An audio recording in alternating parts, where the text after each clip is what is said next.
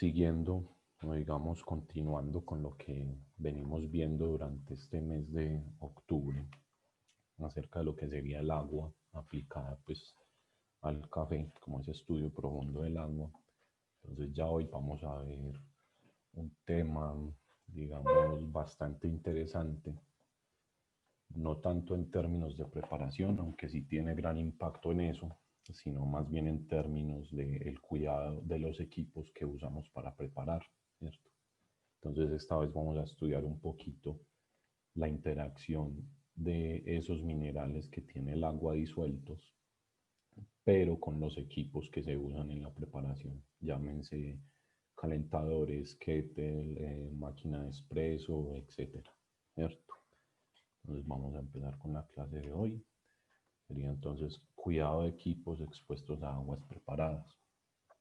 Vamos a ver qué es lo que sucede cuando estos equipos están en contacto con estas aguas y el por qué precisamente debemos tener cuidado y hacer esos mantenimientos periódicos.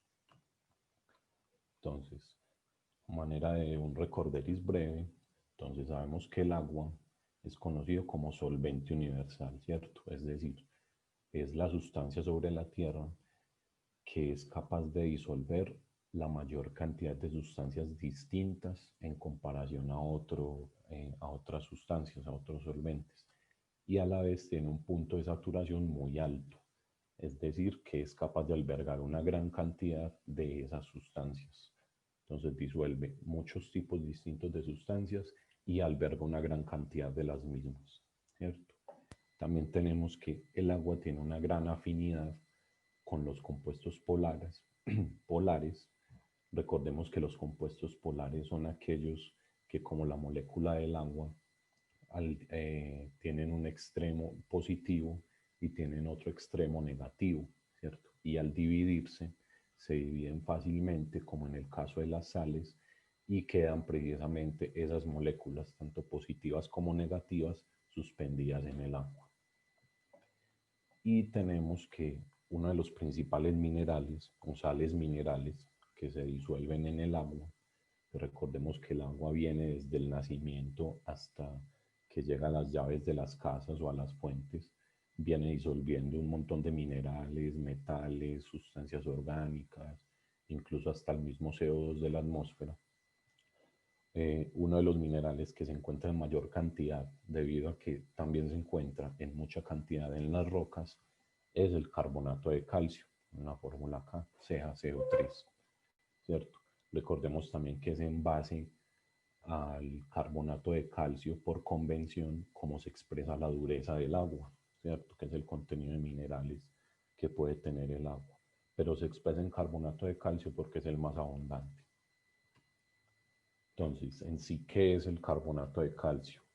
Entonces, en términos sencillos, es un compuesto iónico, un compuesto polar, o sea, una sal. Sin embargo, el carbonato de calcio tiene una particularidad y es que su solubilidad, o sea, su capacidad para disolverse, disminuye a medida que la temperatura aumenta, ¿cierto? Contrario a otras sustancias, como por ejemplo la sal común, por ejemplo el azúcar o muchos compuestos volátiles del café, a medida que la temperatura aumenta, se pueden disolver más fácil, ¿correcto?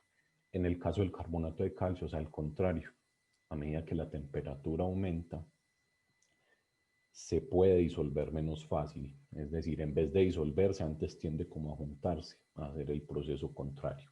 Y ya vamos a ver qué es lo que ocurre con eso. Y generalmente el carbonato de calcio se precipita de las rocas o se le exhibe a las rocas y forma cal, compuestos de cal, ¿cierto? Entonces, en sí la cal, ya sabemos entonces que eso es la precipitación del carbonato de calcio, ¿cierto? En forma de cúmulos, perdón, de gránulos o cubiertas. Con esta cal hay que tener mucho cuidado porque entonces es una sustancia que está disuelta en el agua, ¿correcto? Y está dentro de un aparato que está calentando continuamente esa agua. Es decir, al estar esa agua a una temperatura, digamos, relativamente alta, durante un tiempo, el carbonato de calcio, al disminuir, perdón, su solubilidad a temperaturas altas, va a empezar a precipitarse, ¿cierto? Va a empezar a volverse sólido, a ya no estar disuelto, digámoslo, o suspendido en esa masa de agua, sino que va a empezar a juntarse, a volverse sólido y se va a ir hacia el fondo, ¿cierto? Formando entonces gránulos o cubiertas. El problema con esto, con que se forme, digamos, en los equipos, es que esas cubiertas de calcio o esos gránulos de calcio afectan la capacidad del equipo de calentar el agua que está ahí contenida. Es decir, ya el equipo no tiene que calentar solo agua, ya la resistencia no tiene que calentar la placa metálica y luego el agua que está en contacto con esa placa, sino que la resistencia ya tiene que calentar es la placa metálica, esa capa de cal o de calcio que está ahí y luego el agua, ¿cierto? Entonces, ¿eso qué significa? Que al aparato le toca esforzarse mucho más para llegar a las temperaturas para las cuales fue programado su funcionamiento, ¿cierto? Entonces, vamos a ver qué es lo que ocurre ya mucho más a fondo, de manera mucho más precisa, con el carbonato de calcio en el agua, ¿cierto? Entonces, aquí pasamos a un tema, digamos, un poquito más químico, pero igualmente muy interesante, y que nos va a permitir el por qué es importante estar pendientes, digámoslo así, de las lecturas de nuestra agua, de la calidad de nuestra agua, principalmente por el lado de la dureza. Entonces tenemos un proceso de oxidación, la oxidación normal que todos conocemos, que es la interacción entre un electrolito, que ya en un momento les voy a explicar qué es un electrolito, pero por ahora vamos a dejarlo como un material que interacciona con el oxígeno, ¿no? Y en esa interacción del oxígeno se presenta una pérdida de electrones, es decir, el átomo del hierro pierde, por decir algún par de electrones, entonces ese átomo queda incompleto y al quedar incompleto, él va a buscar completarse de nuevo, formando un enlace químico, ¿cierto? A grandes rasgos sería como eso. Entonces, en el caso, nos referimos al hierro porque la mayoría de estos equipos están hechos en acero inoxidable. ¿Listo? Entonces, la oxidación es de nuevo la interacción de ese electrolito, o en este caso de ese metal, de ese hierro, del acero, con el oxígeno que está presente en el agua. Eso forma esta sustancia como rojiza o naranjada, conocida como óxido ferroso, ¿cierto? ¿Y qué sucede con esto? Se genera un desgaste del material, es decir, ese hierro que se convierte, que al reaccionar con oxígeno se convierte en óxido ferroso, deja de estar adherido al acero o al metal, pues del que hace parte, y por consiguiente es susceptible a desgaste, ¿cierto? Haciendo las capas, esas capas metálicas, esas capas del material mucho más delgadas. Entonces, el proceso químico que ocurre ya dentro de lo que sería un calentador como tal, una máquina de expreso o una jarra, es el siguiente. Entonces, tenemos que se nos presenta un sistema de ánodos, electrolito y cátodos. Entonces, en primer lugar, el ánodo sería este punto en donde por X o Y motivo se generó una pequeña grieta, un pequeño agujero, una picadura, en fin, en el metal y empieza el proceso de oxidación, ¿cierto? ¿Qué pasa con ese proceso de oxidación? Que como les dije, estas partículas de hierro empiezan a abandonar el metal, haciendo mayor el desgaste y liberando electrones, que recordemos que los electrones es energía eléctrica, prácticamente, liberando electrones al agua, ¿cierto? Entonces aquí es en donde, como dice acá, se presenta un desgaste en el metal, se empieza a reducir el grosor del mismo y se pueden generar ya agujeros o problemas mayores que pueden dejar inutilizable el equipo, ¿cierto?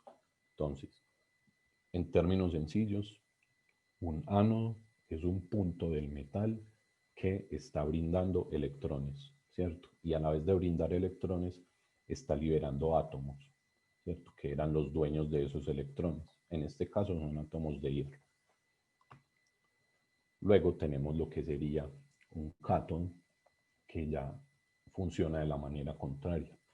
Lo que hace el cátodo es que es una pieza, puede ser del mismo equipo, cualquier otra región metálica del mismo equipo, perdón, que en vez de donar los electrones, los recibe. Entonces los electrones viajan a través del agua y son recibidos por el cátodo, ¿cierto? ¿Qué pasa ahí? Si bien en el ánodo, como veíamos anteriormente, hay una pérdida de materia, hay una pérdida de moléculas, estas moléculas de hierro, acá no necesariamente el cátodo va a ganar masa, es decir, no se va a transferir esas moléculas de hierro, no van a llegar acá, simplemente van a llegar los electrones. ¿Por qué? Porque generalmente muchas de esas moléculas de hierro que luego forman lo que sería el óxido ferroso, ¿cierto? Recordemos lo que sería el óxido, son barridas por el agua, por las corrientes de agua, ¿cierto? Entonces, ese material se pierde, se va erosionando. Eso es lo que sucede. Y luego tenemos un electrolito. Entonces, como les decía ahora, un electrolito es una sustancia que cuando se disuelve produce iones. Entonces, una sustancia que cuando se disuelve produce iones es una sal, como les dije al principio. Entonces la sal se divide en una parte positiva y en una parte negativa, ¿cierto? Y cada una de esas partecitas se llama ion, ¿correcto?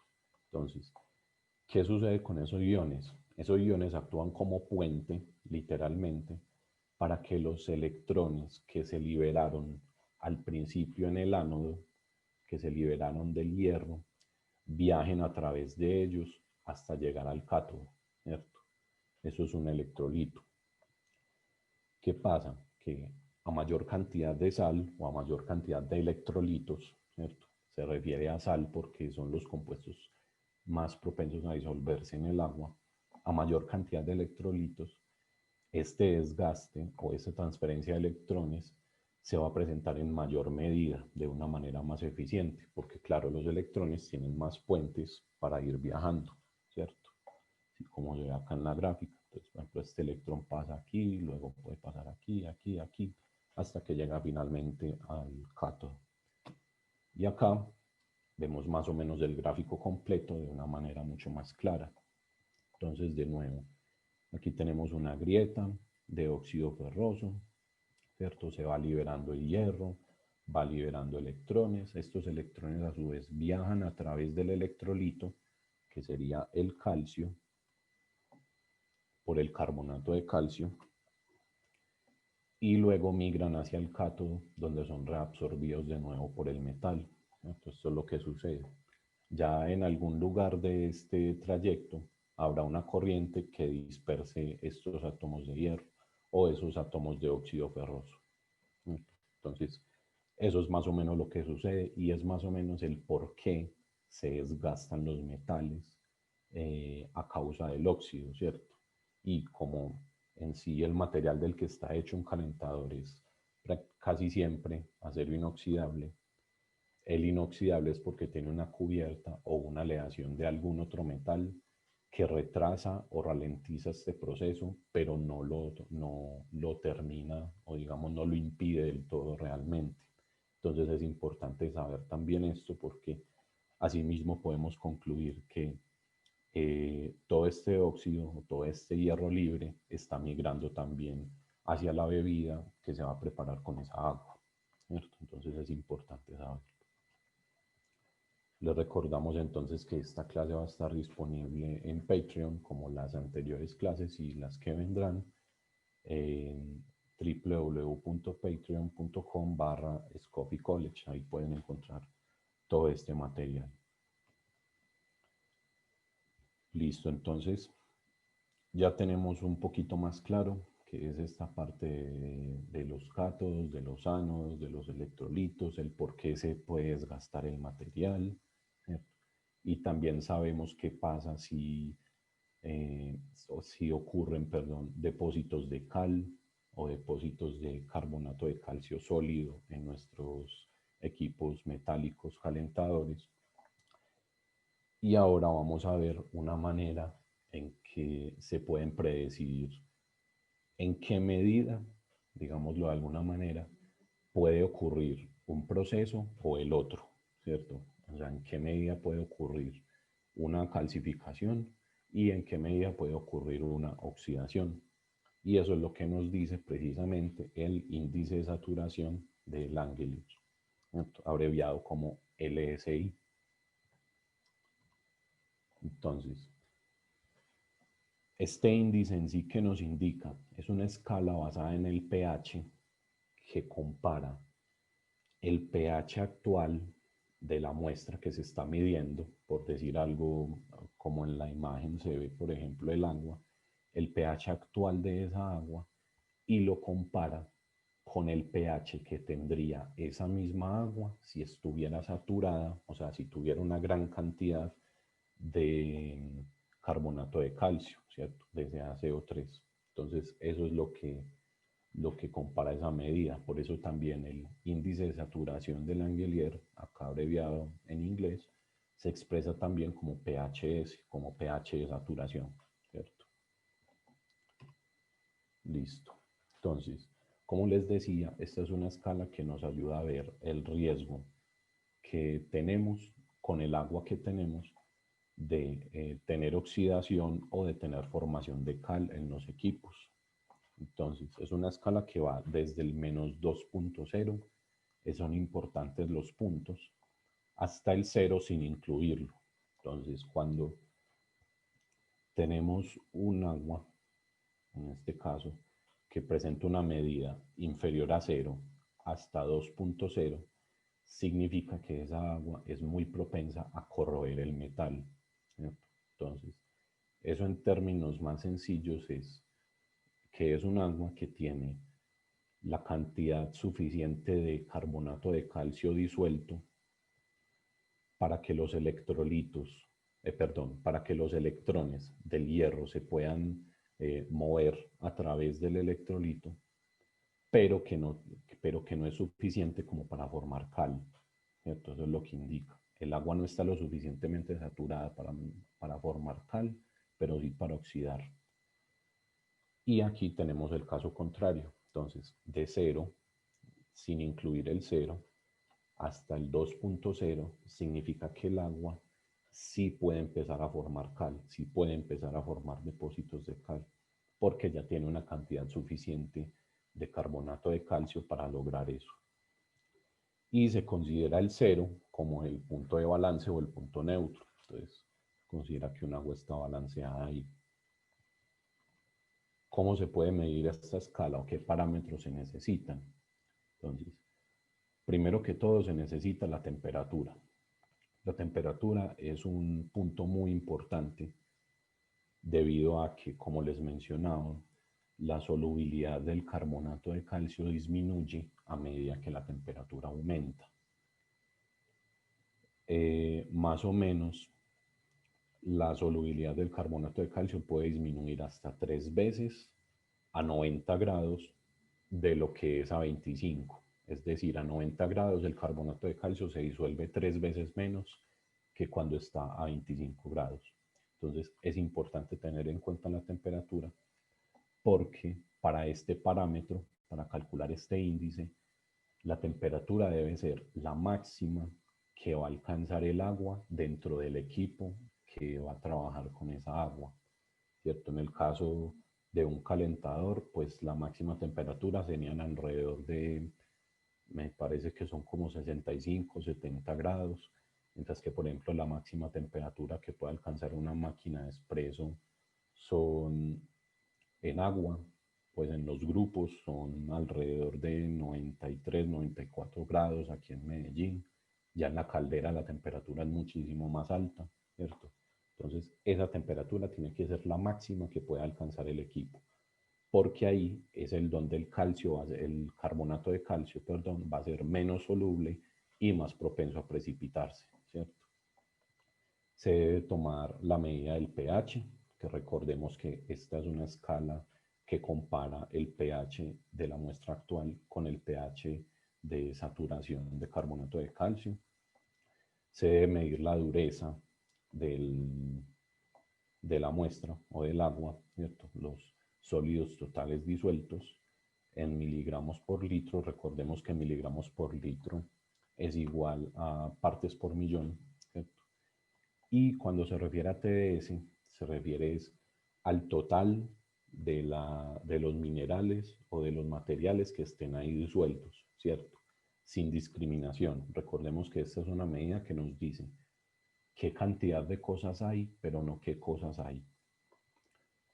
También tenemos que medir la cantidad de calcio que está disponible en, en el agua, ¿cierto? En términos ya sea de carbonato de calcio, igualmente, o en iones, ¿cierto? En iones. Y la alcalinidad, que sería medir simplemente o tomar la medida de solamente el carbonato de calcio. Entonces, la diferencia entre estas dos últimas es que si es posible tomar la medición de los iones de calcio, muchísimo mejor porque esos iones de calcio son los electrolitos, ¿cierto? Esos iones de calcio, perdón, me voy a volver por acá, esos iones de calcio son los que le permiten a los electrones viajar uno a través del otro hasta llegar al cátodo, ¿cierto? Entonces sería lo ideal. Si no, en ese caso, estas dos mediciones serían iguales porque son tomadas en partes por millón de carbonato de calcio, ¿cierto? Que es la sustancia ya completa. Entonces, este índice de saturación de Langelier tiene una gráfica que funciona de esta manera, en donde, como les decía, desde 0 hasta menos 2.0 sería un agua altamente corrosiva, como se ve acá. En términos de pH ocupa esta franja. En el 0 tenemos el punto de balance, o sea, un agua totalmente balanceada, que está representada por esta línea. Y acá tenemos un agua que es propensa a la calcificación, o sea, que es propensa a formar esos depósitos de cal, ¿cierto? Estos dos puntos, acá, este rango, entre más 0.2 y más 0.7, esta rayita de acá, indican una zona de seguridad en donde se debería encontrar el agua según algunas recomendaciones de fabricantes de máquinas de expreso, ¿cierto? ¿Por qué? Porque para una máquina de expreso o para un equipo en general que se va a usar para consumir alimentos, es preferible hacerle mantenimiento constante y limpiar esa calcificación o esos depósitos de cal oportunamente para que no ocasionen daños. Es preferible eso a que se presente una oxidación, un desgaste del material, una contaminación de los alimentos o bebidas preparados con esos instrumentos, ¿cierto? Entonces, este rango de seguridad nos dice que no va a haber riesgo de corrosión o el riesgo de corrosión va a ser muy, muy bajo, que es lo ideal. Y aunque sí va a haber un riesgo de formación de cal o de calcificación, está en una zona muy controlable, ¿cierto? Entonces, esto es lo que nos indica esta grafiquita. Ya esta línea de color se refiere a la medición del pH, ¿correcto? Entonces tenemos que a un alto contenido de carbonato de calcio, el agua es más básica o más alcalina, perdón, se representa por este color azul y por este color como magenta o rosado se representa la acidez. Entonces en este caso el agua sería un agua mucho más ácida que precisamente corroe el metal pues de que la está conteniendo. Listo, entonces de acuerdo a todo esto, ¿cuáles son los cuidados que hay que tener con esos equipos? En realidad los cuidados que hay que tener son muy sencillos y más que todo son mantenimiento. Muchos de los equipos que se dañan debido a estos problemas de calcificación o de corrosión es por puro descuido. Realmente, y más en países, por ejemplo, como Colombia, pues en mi caso, que tenemos un agua que en promedio es blanda, estos problemas se pueden evitar si se verifica constantemente esa agua. En este caso, en el caso de nosotros, se puede presentar también un riesgo más alto de corrosión debido a que precisamente el agua es alta y la cantidad de carbonato de calcio en proporción a un agua con una dureza mayor obviamente es más pequeña. Por ejemplo, en Europa, donde el agua naturalmente es mucho más dura, el riesgo de calcificación en las máquinas de expreso allá sí es muy alto. Entonces el mantenimiento allá sí tiene que ser constante, digámoslo de alguna manera más agresivo, correcto. Entonces, ¿qué cuidados se deben tener? Lo ideal sería medir constantemente el índice de saturación de Langelier o el índice de saturación de ese carbonato de calcio. Es decir, qué cantidad de carbonato de calcio tiene el agua que estamos usando.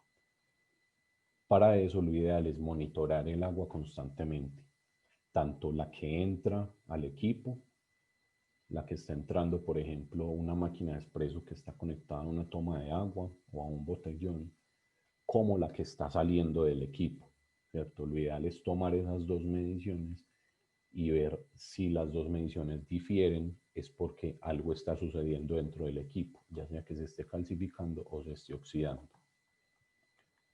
Lo ideal es que muchos de estos equipos o utensilios no conserven agua mientras no están operando, ¿cierto? Sería como lo más apropiado, sobre todo en términos de calentadores, de kettle o de jarras para vertir. Lo ideal es eso para evitar que el carbonato de calcio tenga tiempo de depositarse y de adherirse al fondo de estos mismos equipos, ¿cierto? Y lo ideal sería también monitorear constantemente los equipos de filtración, que va muy de la mano con monitorear la entrada y la salida del agua del equipo.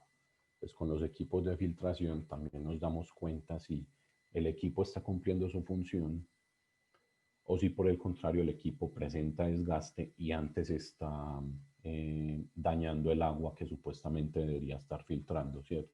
Entonces también es muy importante siempre tener mucho monitoreo en lo posible en el caso del agua. Lo más recomendable es siempre hacer un mantenimiento preventivo pues, de los equipos, principalmente equipos, por ejemplo, la máquina de expreso, que no se les puede estar retirando el agua cada noche y volverla a llenar al otro día, pues ella tiene su ciclo y de todas maneras almacena agua en la caldera. En ese caso sí se requiere un mantenimiento constante por parte de un técnico certificado o experto que verifique todas las tuberías, que verifique que no haya calcificación y que verifique que las partes susceptibles, perdón, al óxido no estén oxidadas, ¿cierto? No estén liberando ese hierro hacia el agua. Lo ideal como dueños de tienda o como baristas es siempre realizar una limpieza, perdón, constante de esos equipos, ¿cierto? Lo más conveniente, digámoslo de alguna manera, diseñado para eso, es el limpiador de máquinas de expreso, como se conoce pues comúnmente como la Cafisa, que es un jabón diseñado para evitar esa calcificación, para remover un poco la calcificación que está dentro del equipo. Sin embargo, eso no significa que por el hecho de usar Cafisa, un equipo no requiera mantenimiento periódico, ¿correcto? Recuerden que al estar manejando o al estar trabajando bajo esas condiciones, muchas veces en condiciones muy fuertes, donde un equipo está en constante funcionamiento, en constante calentar y enfriar agua, se puede presentar un desgaste muy rápido del mismo. Entonces, por eso hay que tener mucho cuidado con ello. Y listo. Estos son los referentes que se usaron para esta clase, para esta presentación. Y les agradezco mucho entonces su asistencia y espero que les haya gustado esta clase. Recuerden que nos pueden seguir en nuestro Instagram, en nuestra página web, scoffycollege.com, en nuestro canal de YouTube y de nuevo en nuestro Patreon, donde van a poder encontrar todas las clases que ya pasaron y las clases que vendrán también una vez se monten allí. Y listo. Creo que podemos empezar entonces.